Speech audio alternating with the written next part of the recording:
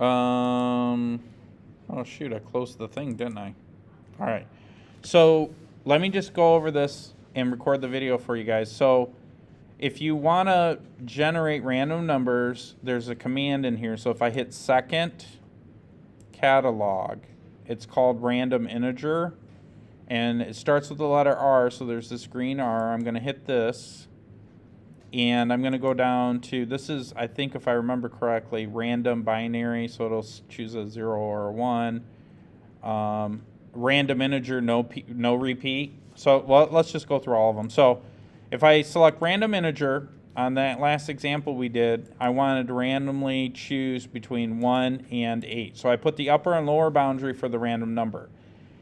I can also choose how many numbers I want to generate. So if I want to generate 6 numbers, what this program will do is it'll randomly choose a number between 1 and 8, and it'll do it 6 times.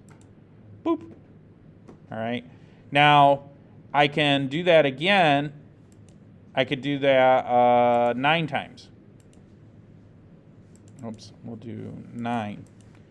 Now, this will just randomly choose things. Now, I did 9 times on purpose because, look, I have 2 4s and 2 6s. Now, on our last problem, we wanted to draw things, but we didn't want to repeat anything.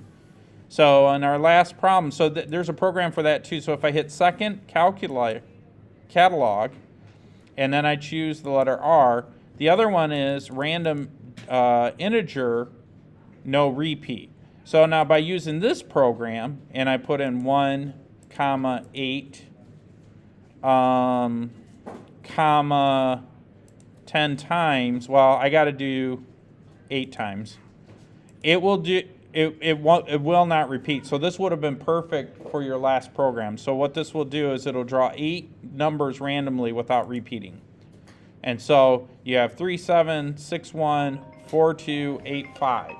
So you could just run that program as many times as you needed to. So, and the other thing you could do is if you just hit enter, it'll do it again and again and again and again and again. So that, what was it, problem 37? You could literally type this in and that will give you your trials just like that. Okay?